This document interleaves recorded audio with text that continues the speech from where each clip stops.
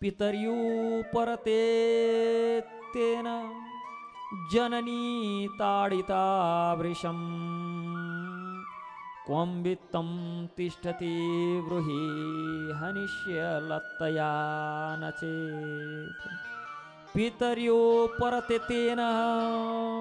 आत्मदेव वन गए पछाडि धुन्धुकारीले आफ्नी मातालाई धन कहाँ छ भन्नत्र अगुल्टाले हिर्काउँछु, अगुल्टाले बजाइदिन्छु, तँलाई मारिदिन्छु, खाल्डामा गाडिदिन्छु आदि इत्यादि भन्दै ती धुन्धुलीलाई पिट्न लाग्यो, कुट्न लाग्यो। दिनै पछि यस्तो हुने उपद्रोबाट दिक्क भएर एक दिन धुन्धुलीले इनारमा फाल हालेर प्राण त्यागी। आमाका लागि गर्नुपर्ने मृत्यु कर्म पश्चातको अन्त्येष्टि क्रिया आदि गरिसकेर सम्पन्न गरे पश्चात गोकर्ण तीर्थयात्राका लागि भनेर निक्लिए। धुन्धुकारी भने यहाँ 5वटी वेश्यालाई घरमा ल्याएर तिनीहरूको स्वामी बनेर अब बस्यो।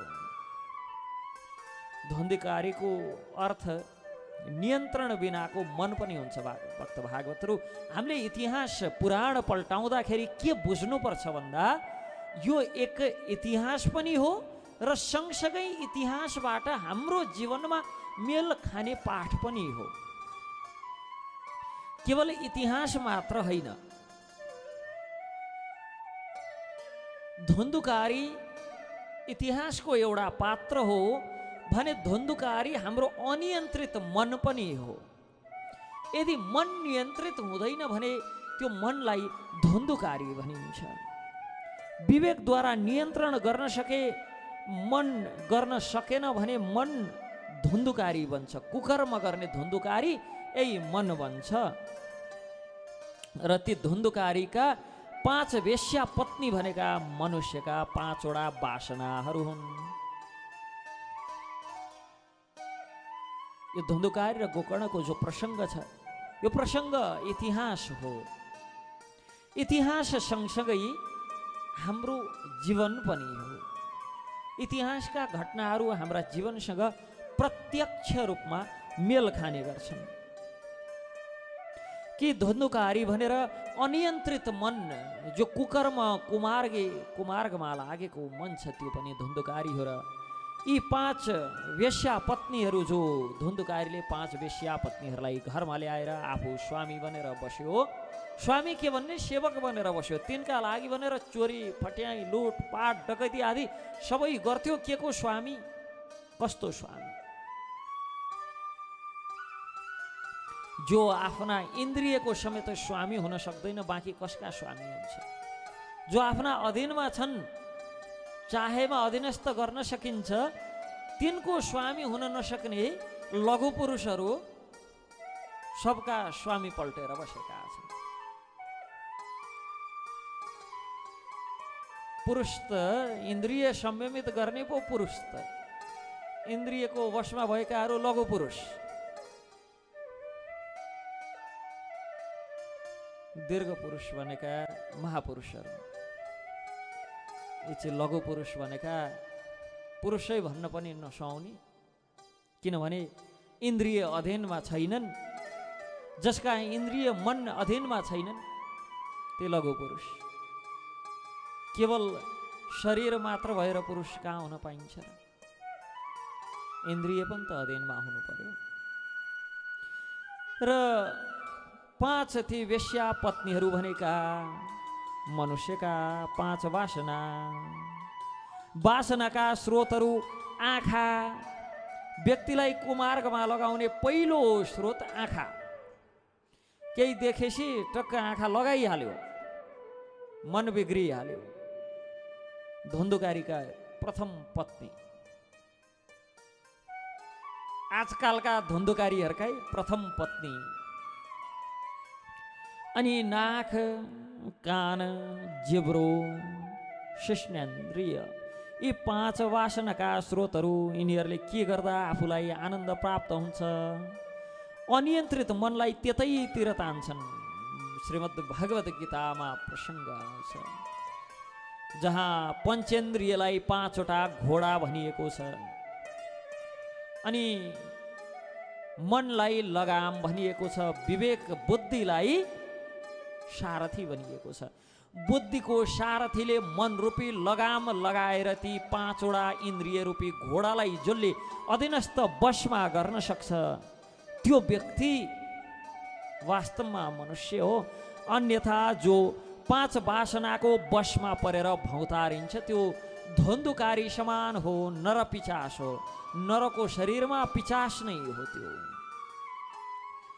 जसरी धुन्धुकारी ती 5 वेश्याहरूले जे गर भन्थे त्यही गर्थ्यो। आफूले आफूलाई भन्न चाहिँ म 5 पत्नीको स्वामी हुँ भन्थ्यो, तर तिनले जसरी नचाहे त्यसै गरी नाच्थ्यो। बिल्कुल हाम्रो अवस्था पनि त्यही छ। हाम्रो मन यी आँखाले, जिब्रोले, नाकले, कानले अनि यो छालाले जता जता डोर्याउँछ, जता जता तान्छ, त्यतै भौतारेका छौँ, त्यतै उखर माउलो उफ्रेका छौँ, पाफ्रेका छौँ। के नै गरी संसारै जिती भनेका छौँ। इन्द्रियले जितिसके, नरकको द्वार खोलिसक्यो, मार्ग प्रशस्त भइसक्यो, नरकको बडो महान भैटो पलेका छौँ। वेश्याहरूले जे गर्न लगाए, जसो भने तसो गरेर चल्थ्यो तिनीहरूको इच्छा पूर्ति गर्नका लागि। नित्य अर्काको धन सम्पत्ति गहना चोरेर ल्याउँथ्यो, लुटेर ल्याउँथ्यो, ठगेर ल्याउँथ्यो। धुन्धुकारीले विचार तिनको तुष्टि हेतु लामो समय व्यतीत गर्यो। एक दिन धुन्धुकारी चोर्न गएको बेला वेश्याहरूले आपसमा सल्लाह गरे, हाम्रा पति बनाउँदो धुन्धुकारी नित्य चोरी गर्छ, चोरी गरेर ल्याउँछ कहाँबाट। एक न एक दिन त राजाले थाहा पाइहाल्छन्, समातिहाल्छन्, प्राणदण्ड दिइहाल्छन्। प्राणदण्ड मात्र दिँदैनन्, हाम्रो सम्पत्ति हरण गर्छन्, सारा सम्पत्ति हरण गर्छन् अनि हामीलाई पनि दण्डित गर्छन्। यसकारण धनको र तनको रक्षा गर्नु छ भने, धनको रक्षा गर्नु छ भने र शरीरको रक्षा गर्नु छ भने हामीले यसलाई मारेर धन लिएर भाग्नु पर्दछ। जसका लागि भनेर सारा मेहनत गर्यो तिनैको हृदय यस्तो अब छुराको धार जस्तो छ, मार्ने विचारमा छन्। सल्लाह गरेर रात्रिमा सुतेको बेलामा जब धुन्धुकारी निद्रामा थियो, निद्रामा भएको बेला खाटमा बडो बाँधे डोरीले कसेर, तत्पश्चात घाँटी थिचेर बाँधेर मुखमा आगोको भुङ्ग्रो खन्याउँदै मारे। मृत्यु पनि पाउनु यस्तो कि मुखमा भुङ्ग्रो कोचेर, हुन त अब मुखमा भुङ्ग्रो कोचे नि सुनै कोचे पनि मार्नु नै हो। अब पहिरोले थिचेर मर्नुको सट्टा सुनले थिचेर मर्नु राम्रो भन्ने कुरो त हुँदैन। ढुङ्गाल थिचेर मर्नुभन्दा सुनले थिचेर मर्नु राम्रो भन्ने त हुन्न। पीडा त उही होला अनि मृत्यु त मृत्यु नै हो। अब मुखा अगुल्टो कोचेर मारे पनि, मुखा चाहिँ पानी राखेर मारे नि, सिरानीले थिचेर मारे नि, पीडा त उही हो।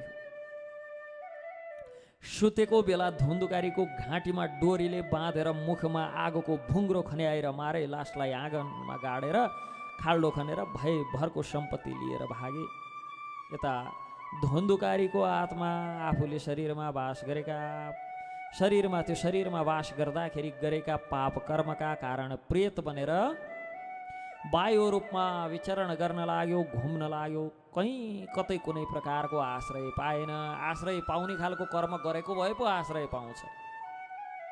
वास्तवमा नरकको पीडा भोग्नुभन्दा पनि प्रेत शरीर प्राप्त गर्नु सबैभन्दा दुःखको विषय हो। कमसेकम नरक जानेले त पीडा भोगेर त्यो सजाय पाए पछाडि त कमसेकम कुनै योनि प्राप्त गर्छन्, जसबाट फेरि जन्मेर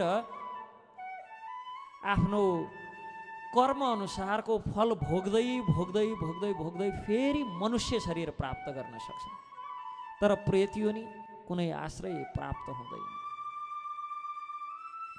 र यता तीर्थयात्रामा रहेका गोकर्णले खबर प्राप्त गरे दाईको मृत्युको धुन्धुकारीको नाममा मृतात्माका लागि गर्नुपर्ने सम्पूर्ण कर्महरू सम्पूर्ण तीर्थहरूमा जुन जुन तीर्थमा जे कर्म गर्नुपर्छ तत्त तीर्थमा तत्त कर्महरू गरे। धुन्धुकारीको नाममा मृतात्माका लागि पिण्डदान आदि सबै गरिदिए, सद्गति होस् भन्दै अनेकौँ तीर्थमा श्राद्ध आदि पनि गराए। एक समय एक दिनको कुरा हो, तीर्थयात्रा सम्पन्न गरेर रात्रिको समय गोकर्ण गाउँमा आइपुगे। घर त थिएन, आँगनामा सुते, घरको आँगनमा गएर बसे। सुत्न भएर थाहा पाएपछि यता भाइ गोकर्ण आएको थाहा पाएपछि प्रेत योनिमा रहेको धुन्धुकारीले रात्रिको समयमा अनेक प्रकारका उग्र रूपहरू देखाउन लाग्यो। शक्रिन्मेषः शकृदस्ते शकृच्च महिषो भवत् शकृदिन्द्र शकृच्चाग्नि पुनश्च पुरुषो भवत्। कहिले भेडो बन्थ्यो शक्रिन्मेष, शकृदस्ति शकृदस्ति कहिले हात्ती, शकृच्च महिषो भवत् कहिले भैँसी, शकृद अग्नि कहिले अग्निको रूप धारण गर्दै अन्त्यमा पुनश्च पुरुषो भवत् उग्र रूप भएको मनुष्यको आकृतिमा गोकर्णका सामुन्यमा उभियो। गोकर्ण प्रश्न गर्छन्, मेरा अगाडि यस्तो उग्र रूप देखाउने को होस् त, मसँग के चाहन्छस्? अब प्रेतात्मा बोल्न खोज्छ, बिचारा बोली फुटे पो, बोल्न सके पो। बडो हताश हुन्छ। सपना, हामीले सपना देख्दाखेरि कहिलेकाहीँ केले लखेड्छ, केले घाँटी थिच्छ, केले मुख छोप्छ, चिच्याउन खोज्छौँ, आवाज निस्किँदैन। त्यतिखेरको उकुस मुकुस याद छ कसैलाई? ओ त्यस्तै उकुस मुकुस बिचारा यो धुन्धुकारीलाई हुँदैछ। बोल्न खोज्छ, बोल्न सक्दैन। गोकर्णले दुर्गति प्राप्त गरेको कुनै जीव होला, यस्तो विचार गरेर हातमा त्यो तीर्थको जल लिएर गायत्री मन्त्र पाठ गरेर छर्किन साथ प्रेतात्मामा केही शक्ति आयो र भन्न लाग्यो, अहम भ्राता तोदीयोस्मि, अहम भ्राता तोदीयोस्मि धुन्धुकारी तीनामतः शोकीयैनैव दोषेण ब्रह्मत्वं नाशितं मया।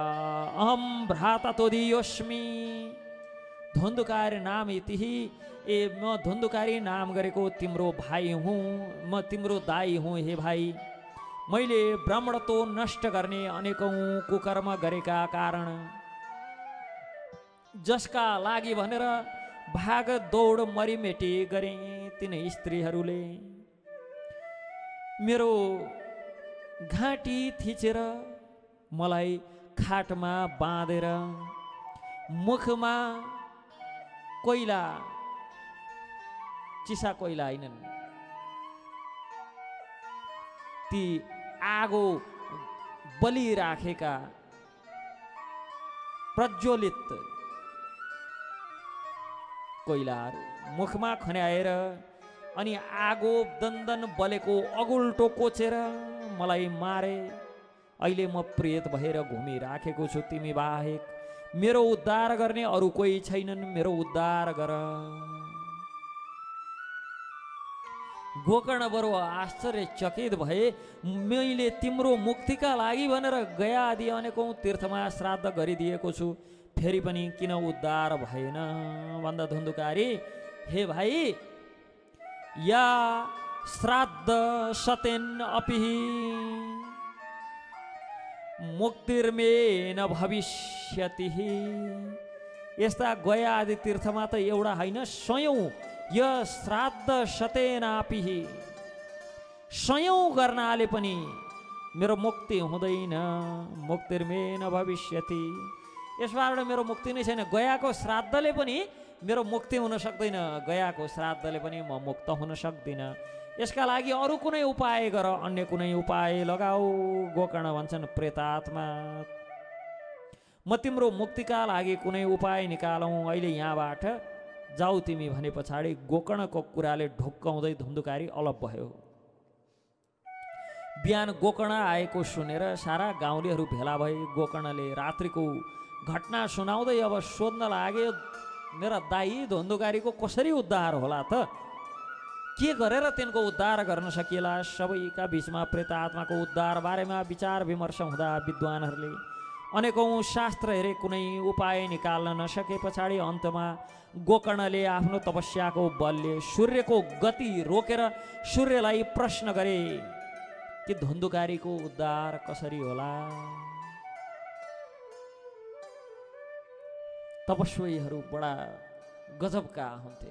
सूर्यको गतिलाई नै रोकेर सूर्यलाई घुम्न नदिएर हिँड्न नदिएर प्रश्न सोधे सूर्यलाई कि कस प्रकार उद्धार होला धुन्धुकारीको।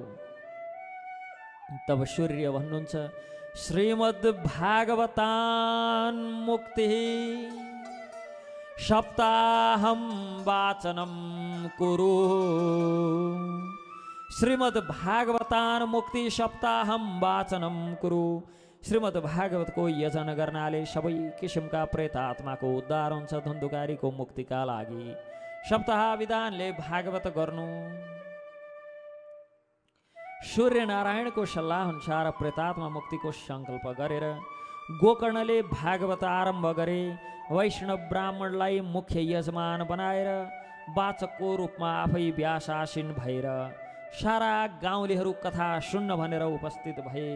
प्रेतात्मा धुन्धुकारी पनि वायु रूपमा आएर बस्ने उपयुक्त ठाउँको खोजी गर्न लाग्यो। किनभने सुन्नका लागि भनेर त्यहाँ आइपुग्यो तर बस्नका लागि ठाउँ छैन। शरीर भए पो कतै बसोस्।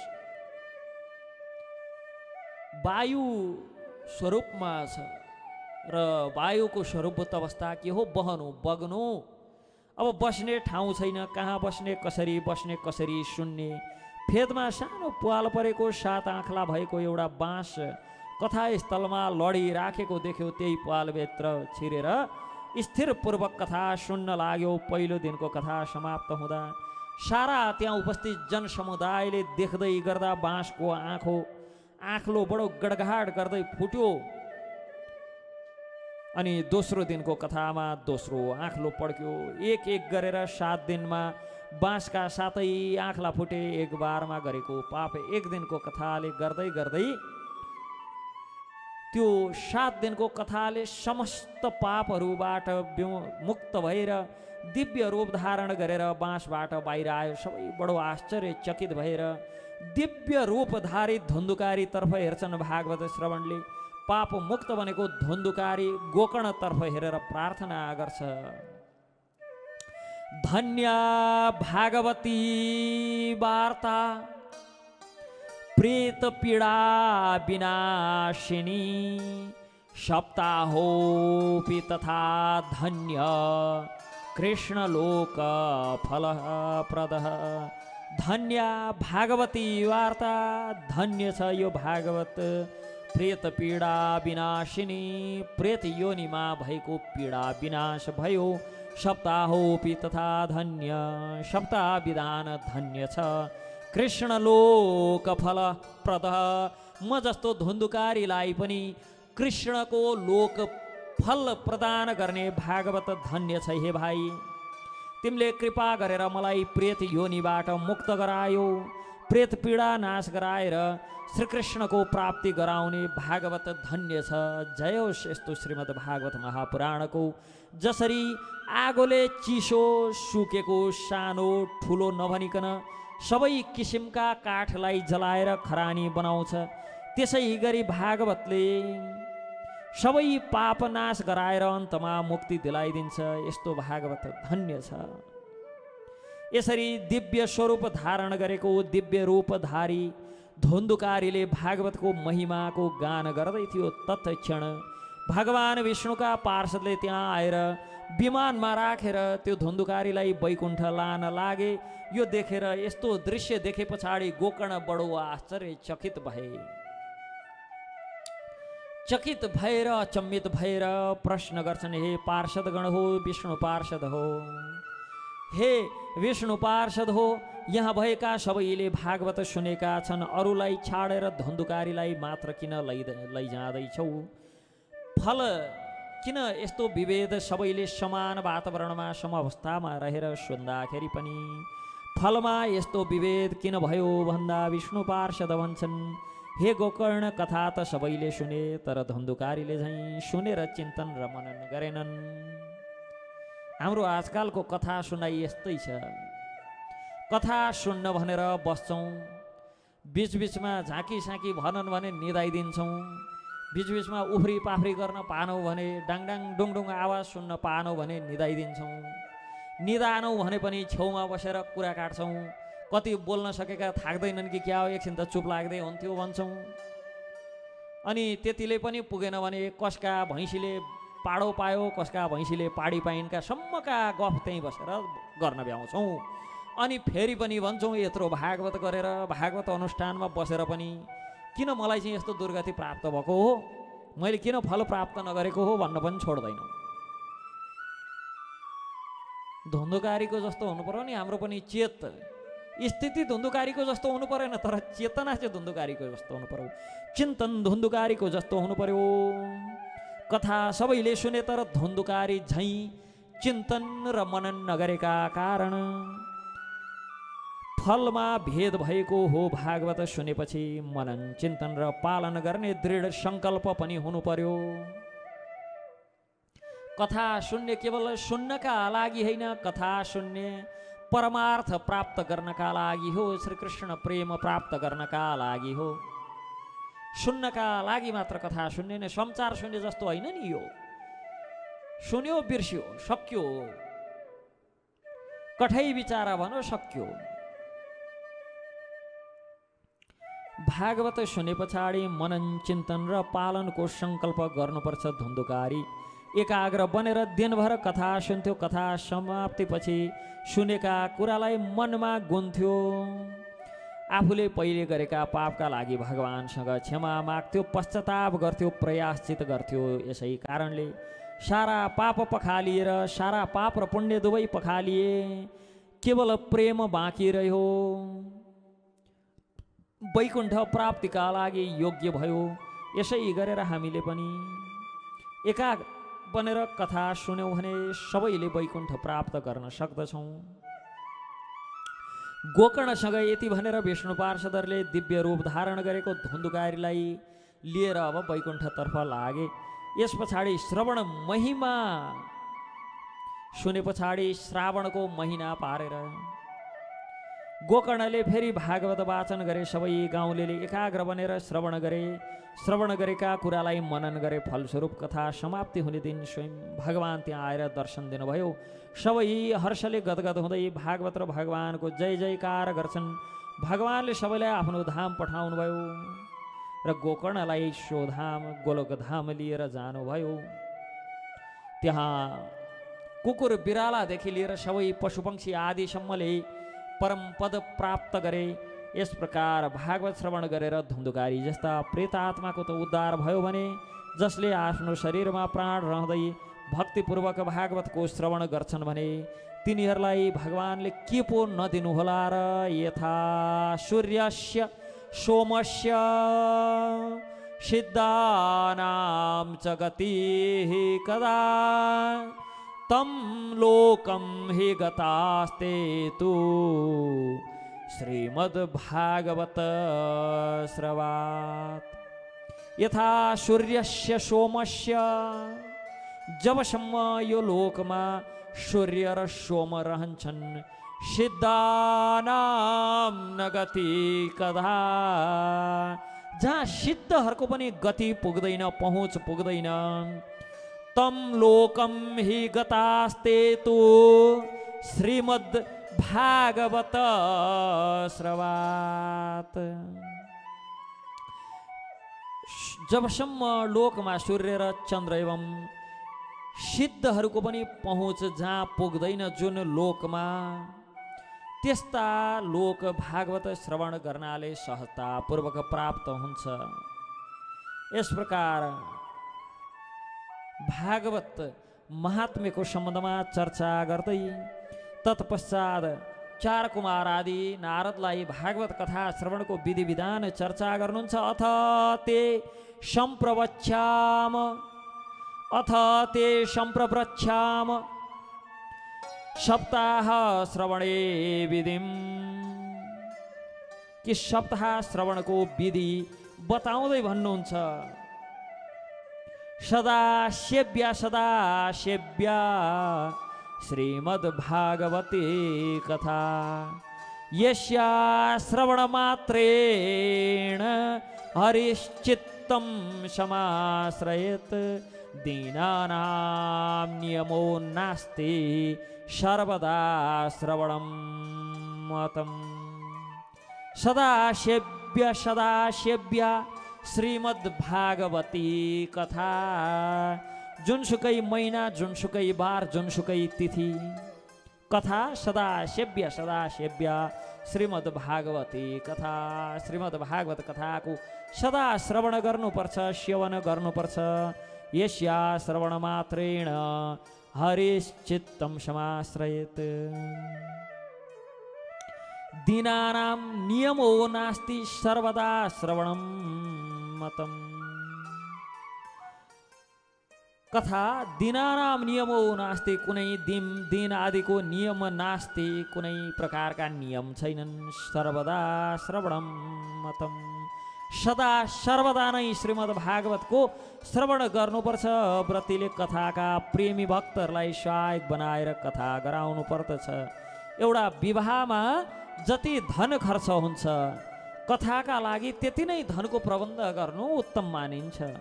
टाढा टाढासम्म बिना भेदभाव सबैलाई निमन्त्रणा गर्नुपर्छ।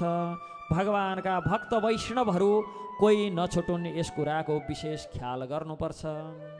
अनि जहाँ भागवत हुँदैछ त्यहाँ सुन्नेले पनि निमन्त्रणा पर्खेर बस्नुहुन्न। छोरीको बिहे हो र निम्तो आएपछि जान्छु, कार्ड पठाउँछन् अनि जान्छु भन्नलाई। भागवत कथा हो, दुश्मनकै घर आएर छन् भने पनि गएर सुन्नुपर्छ। यो 7 दिन चाहिँ दुश्मनी बिर्स्यौँ है भनेर कुनै विधि नियम निमन्त्रणा आदि कुरेर बस्नुहुन्न। अनि कथा गराउनेले पनि बिना भेदभाव सबैलाई निमन्त्रणा गर्नुपर्दछ। त्यो फटासँग त्यति सम्बन्ध नआएको छैन, के बोलाउनु त्यसलाई मेरो आँगना टेकिँदैन, आयो भने नि खुट्टा बाँच्छु भनेर बस्नुहुन्न। कथाका बेला बोलाउनु पर्छ। हामी त उस्तै परे त्यसलाई देखाउन भनेर कथा गरा, त्यसलाई कहाँ बोलाउने हो भनेर बस्छौँ। देखाउनै गरायो भने बोलाए पो देख्छौँ त, त्यही भएर बोलाउनु चाहिँ बोलाउनु पर्छ। कथा दीनानां नियमो नास्ति, कुनै प्रकारका दिन आदि केहीको नियम नास्ति, कुनै नियम छैन। सर्वदा श्रवणं मतम्। सदा सर्वदा श्रवण गर्नुपर्छ। सदा सेव्या सधैँ भागवत सुन्नुपर्छ, सधैँ भागवत चर्चा गर्नुपर्छ। 7 दिन भागवत सुन्यो सक्यो, जीवनको अब एकदम परमार्थ भयो। यस्तो होइन। 7 दिन त ती सुखदेवलाई पो 7 दिन पछाडि मृत्यु हुन्छ, 7 दिनसम्म बाँकी थियो, जीवनभरि सुन्या हुन् नि सुखदेवले नि। हामीले पनि जीवन पर्यन्त सुन्नुपर्छ। मृत्युका दिनसम्म पनि भागवतको श्रवण गर्दै शरीर त्याग्नुपर्छ। अनि दूरे हरिकथा केचिद् दूरे चाच्युत कीर्तना स्त्रिय शूद्रादयो ये च तेषां बोधो यतो भवे। दूरे हरिकथा केचिद्, जसले आफै धन खर्च गरेर सप्ताह लगाउन सक्दैनन् अथवा जो हरि कीर्तन आदि पुण्य कर्मबाट विमुख भएका छन्, त्यस्ता सांसारिक स्त्री पुरुष शूद्र आदि झन् बारम्बार अनुरोध गरेर भागवतमा बोलाउनु पर्छ। हाम्रो त आजकल यो फलानु जातिको त्यसलाई बोलाउनै हुन्न भन्छौँ। फेरि बडो गजब छ समाजमा। शास्त्रले चाहिँ के भन्छ, तिनलाई जो यो हरिकथाबाट विमुख छन्, जो पाप आदि कर्ममा लिप्त भएका छन्, तिनलाई त झन् विशेष गरेर बारम्बार अनुरोध गरेर हात जोडेर बोलाउनु पर्छ। अनि जसले आफैले धन खर्च गरेर कथा गराउन सक्दैनन् त्यस्ता व्यक्तिहरूलाई खोजी खोजी पनि बोलाएर चाहिँ कथा श्रवण गराउनु पर्छ। अनि बोलाउनु पर्छ, कथा सुनाउनु पर्छ। तत्पश्चात ल कथा सुनिहाल्नु, ल जानुस् भनेर पठाउने होइन। आउनेका लागि उचित भोजन र शयनको व्यवस्था पनि मिलाउनु पर्छ। एउटा विवाहमा हुने जति खर्च छुट्याउनु पर्छ किन भनेको भन्ने कुरा यसका लागि कि आउने सबैलाई प्रसाद बाँड्नु पर्छ र त्यही बस्न चाहनेका लागि उचित शयन आदिको व्यवस्था मिलाउनु पर्छ। फराकिलो ठाउँमा जमिनको सतहभन्दा माथि कथा वाचनका लागि स्थान बनाएर यज्ञ स्थललाई सफा सुग्घर शुद्ध बनाएर उपलब्ध सामानले राम्ररी सजाएर तत्पश्चात वाचक पूर्व फर्किएर मुख्यकर्ता उत्तर वा वाचक उत्तर फर्किए मुख्यकर्ता पूर्व फर्केर बस्नुपर्छ। अब यस सम्बन्धमा शास्त्रमा अथवा पूर्व दिग्गेय पूज्य पूजकथ कमध्यत श्रोत्रेणामागमे प्रोक्ता देशकालादिको विदै। देशकाल परिस्थिति र स्थानलाई विचार गरेर एक आपसतिर मुख फर्काएर बस्नुलाई पनि पूर्व उत्तर नै मान्नुपर्छ। फेरि हामी त हाम्रा घरमा पूर्व र उत्तर मिल्दो रहन्छ, कथै गर्दैनौँ भन्न बेर लाउन्नौ। बहाना चाहिए हुन्छ नगर्नलाई, सत्कर्म नगर्नलाई बहाना एकदम हाम्रो मनले खोजिराखेको हुन्छ। र श्रीमद् भागवतको विधिपूर्वक पूजन गर्नुपर्छ, भागवतको प्रार्थना गर्नुपर्छ। श्रीमद् भागवताख्योऽयं प्रत्यक्ष कृष्ण एव हि स्वीकृतोऽसि मया नाथ मुक्त्यर्थं भवसागरे। मनोरथो मदीयोऽयं सफलः सर्वथा त्वया निर्विघ्नेनैव कर्तव्यो दासोऽहं तव केशव। हे प्रभु, श्रीमद् भागवतको रूपमा हजुर साक्षात भगवान श्री कृष्ण चन्द्र विराजमान हुनुहुन्छ। म भवसागरबाट छुटकारा पाउनका लागि हजुरको श्री चरणको शरणमा परेको छु। मेरो यो मनोरथलाई हजुरले कुनै विघ्न बाधा नपारिकन पूर्ण गरिदिनुहोस्, पुरा गराइदिनुहोस्। म हजुरको दास हुँ, म हजुरको दास, हजुरको सेवक, हजुरको शरणमा परेको छु। दासोऽहं तव केशव। हे केशव, म हजुरको दास हुँ। निर्विघ्नेनैव कर्तव्यो, निर्विघ्न रूपमा यो मेरो सेवालाई स्वीकार गर्नुहोस्।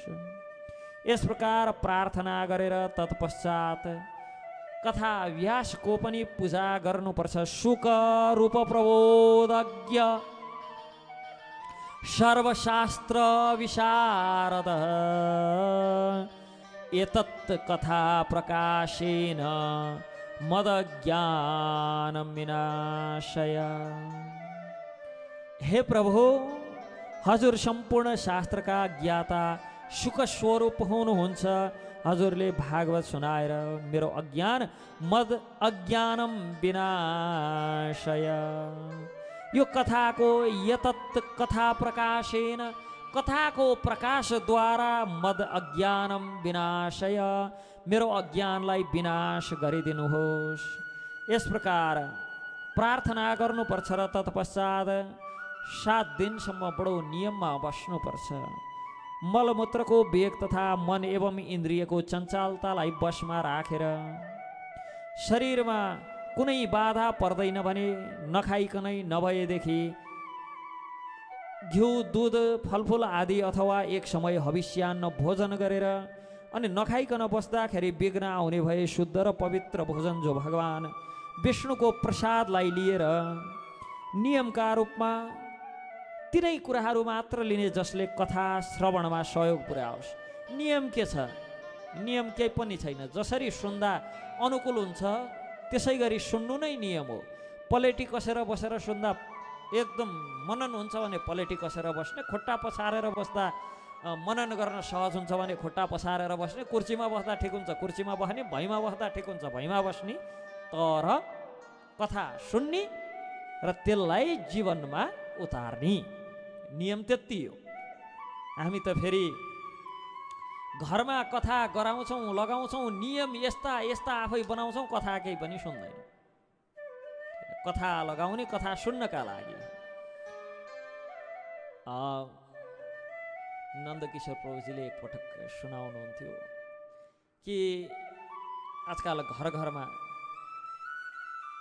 हरिनाम सङ्कीर्तनका लागि कथाका लागि भनेर विशेषतः मन्दिरबाट ब्रह्मचारीहरूलाई बोलाउने प्रचलन छ, हाउस प्रोग्राम भनेर। अनि आजकल चाहिँ त्यो हाउस प्रोग्राम एकदम हाउस प्रोग्रामै भयो, घरका लागि मात्र गरेका कार्यक्रम। मान्छे कोही बसेर सुन्दैन, धुमधाम ब्रह्मचारीहरू बसेर कीर्तन गरिरहेछन्, भागवतको कथा चर्चा गरिरहेछन्। घरभरिका मान्छे, लोग्ने मान्छे जति पाहुनाको स्वागतमा लागेछन्, आइमा मान्छे जति भान्सा छिरेका कोही पनि निस्किन्। अब उही हामी मात्र बसेर कीर्तन गर्न त मन्दिरमै गरेका थियौँ, त्यहाँ के गर्न जानु परेको थियो। अनि मैले यो हाउस प्रोग्राम भने सही हो, घरका लागि गरे कार्यक्रम भएर हाउस प्रोग्राम भयो। मान्छेका लागि गरे भएदेखि सत्सङ्ग हुन्थ्यो त्यो, त्यसलाई चाहिँ सत्सङ्गलाई हामीले हाउस प्रोग्राम बनायौँ, घरका लागि गर्दैन। गएर घरका भेत्तालाई, झ्याललाई, ढोकालाई कीर्तन सुनाउने, फर्केर आउने। भान्सामा छिरेका कोही निस्किन्नन्, लोग्ने मान्छे जति अब पाहुनाहरूलाई चाहिँ स्वागत गरेर तिनलाई ल्याएर राख्दै हुन्थ्यो नि त्यहाँ सुन्ने ठाउँमा, बाहिरै गफ दिएर बसिरहेको छ। आजकल यस्तो चाहिँ हाम्रो प्रचलन छ। घरका कर्ता बसेर चाहिँ कथा सुन्नुपर्ने, पाहुना पात भनौँ, उहाँ ज्वाइँसा पाउनुभएको छ भनौँ, वे सम्धिज्यू आउनुभएको छ भनौँ, मितज्यू आउनुभएको छ भनौँ, भाइ भतिजा आछन् भनौँ, पार्टनरहरू आछन् भनौँ, त्यो त दौडिँदा छैन, कथा 7 दिन सिद्धिसक्यो। के सुन्नुभयो त 7 दिन भन्दाखेरि हजुर त्यहाँ बोलिराख्नु भएको थियो, हामी सुनिरहेको थियौँ, त्यही बोलिरहेको सुनिरहेको थियो, त्यति हो। भागवत कसैले सुन्दैन। उस्तै परे भजन गाउनेहरूले के गाए त थाहा हुन्न, भाइहरूले बडो गजब गाउनु हुँदो रहेछ नि भन्न बेर लाउनन्। फेरि के गाउनु भएको थियो केही पनि थाहा छैन, कहाँ फुर्सद थियो र।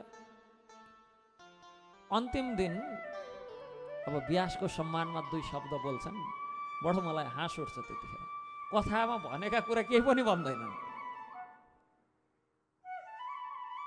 कमसेकम यसो मधुर स्वर भएकाहरूलाई त बडो मधुर रहेछ उहाँको आवाज भन्छन्, आफूलाई त त्यही पनि भन्दैनन्।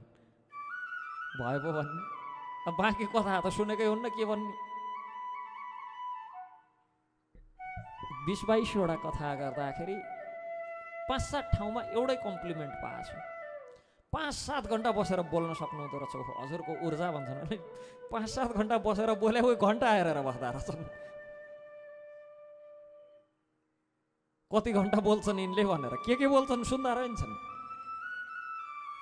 यस्तो छ हाम्रो फेरि सुन्ने प्रचलन। यसकारण भागवत सुन्नका लागि कुनै विधि नियम आदि छैन। भागवत न भन्नका लागि न सुन्नका लागि, सबै ठाउँमा, सबै परिस्थितिमा, सबै अवस्थाकाले सुन्नुपर्छ।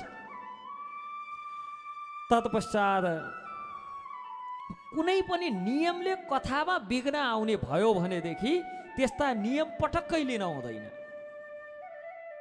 ग्यास्ट्रिक पीडितहरू, पिण्ड रोगीहरू छन्, नखाइकन कथा सुन्ने भनेर बसेका छन्, पेट निमाठ्या छन्, बिचबिचमा ढ्याउ ढ्याउ गरेका छन्। बिचारा व्यासमा बसेकालाई माया लाग्छ, यिनलाई केही खुवाउन भन्नुपर्छ। बालक, वृद्ध, अशक्त र रोगीलाई त यसै पनि कुनै नियम लाग्दैन। कर्ताले विष्णु मन्त्रद्वारा दीक्षित भएर वैष्णवका मुखबाट श्रवण गर्नुपर्छ ब्रह्मचार्यमा रहेर। अनि व्रत लिनु छ भने, सङ्कल्प लिनु छ भने एउटा व्रत चाहिँ लिनुपर्छ, एउटा सङ्कल्प लिनुपर्छ कथामा। काम, क्रोध, लोभ, मोह, ईर्ष्या आदि दुर्गुणहरूलाई त्यागेर सत्य, शौच, दया, मौन, सरलता, विनय जस्ता सद्गुणहरूलाई अपनाएर यही व्रतमा रहेर कथा श्रवण गर्नुपर्छ। यस प्रकार कथा श्रवणको नियम सुनाउनुहुन्छ। विधिपूर्वक वक्ता र पुस्तकको भागवतको पूजा गर्नुपर्छ। गच्छ अनुसार दान दक्षिणा हवन आदिको व्यवस्था मिलाएर ब्राह्मण, साधु, सन्त, सज्जन, दिन दुखी, गरिब, गुरुवा, दरिद्र आदि आश गरेर बसेका सबैलाई यथाशक्य दान दिएर निष्काम भावले गराएको भई गीता, विष्णु सहस्रनाम आदिको पाठ गराएर भागवत श्रवण गर्नुपर्छ। यसरी सनकादिले नारदलाई भागवत कथा सुनाइरहेको बेला सुखदेवले त्यहाँ आएर, हे मुनि हो, श्रीमद् भागवत भनेको वेद रूपी कल्प वृक्षको पाकेको फल हो। यसमा बोक्रा, कोया आदि फाल्नुपर्ने केही छैन। यो त केवल रसले भरिएको फल। आफ्नो मुक्ति नहुन्जेल जति सक्दो यसलाई पान गर्नुहोस्। भागवत श्रवण गर्नाले आदि दैविक आदि भौतिक आध्यात्मिक तीनै प्रकारका तापहरू नाश हुन्छन्। शुकदेवले यसरी भागवतको महिमा गान गर्दै गर्दा तत्क्षण पार्षदसहित भगवान विष्णु प्रकट हुनुभयो। सबै त्यहाँ कीर्तन गर्न लागे। पार्वती सहित श्री महादेव र ब्रह्मादि देवताहरू पनि त्यहाँ आएर संकीर्तन गर्न लागे। प्रहलाद तालधारी तरलग तितया चोद्धव काश्यधारी वीणाधारी शरर्षिश्वर कुशल तया राग कर्तार्जुनो भूत इंद्रो वादिन मृदंग जय जय शुकरा कीर्तने ते कुमारा यत्राग्रे भाववक्ता सरस रचनया व्यासपुत्रो बभूवः। प्रहलाद तालधारी प्रहलादले करताल बजाए अनि उद्धव आदिले अनेक वाद्य वादन बजाए। नारदले वीणा बजाए। इंद्रले मृदंग बजाए।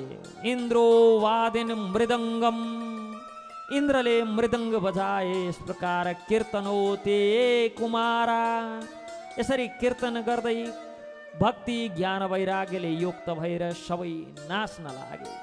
बडो दिव्य कीर्तन भयो। भगवानले प्रसन्न भएर वर माग्न भन्दा सबैले हे भगवान जहाँ भागवतको यजन हुन्छ जहाँ भागवतको पूजन हुन्छ त्यस्तो ठाउँमा हजुर सधैँ आइदिनु होला। त्यस्ता ठाउँमा सधैँ हजुर पाल्नु होला। भगवान ती भक्तहरूको वचनलाई सत्य साबित गर्ने वरदान दिएर अन्तर्धान हुनुभयो। यस प्रकार भन्दा शौनकजी प्रश्न गर्नुहुन्छ सुतलाई, हे सुतजी कसले कुन कुन समयमा भागवत श्रवण गरे यस सम्बन्धमा पनि बताउनुहोस् न त भन्दा श्रीकृष्ण भगवान स्वधाम गमन गर्नुभएको समय भन्दा 30 वर्ष अगाडि भाद्र महिनामा शुक्ल पक्षको नवमी तिथिबाट भगवानले स्वधाम गमन गर्नुभएको 30 वर्ष व्यतीत भइसके पछाडि भाद्र महिनामा शुक्ल पक्षको नवमी तिथिबाट शुकदेवले परीक्षितलाई भागवत श्रवण गराएको प्रसङ्ग भन्दै त्यसको 200 वर्ष पश्चात 2 शताब्दी पश्चात गोकर्णले आषाढ मासको शुक्ल पक्षको नवमी तिथिबाट धुन्धुकारीलाई भागवत सुनाए।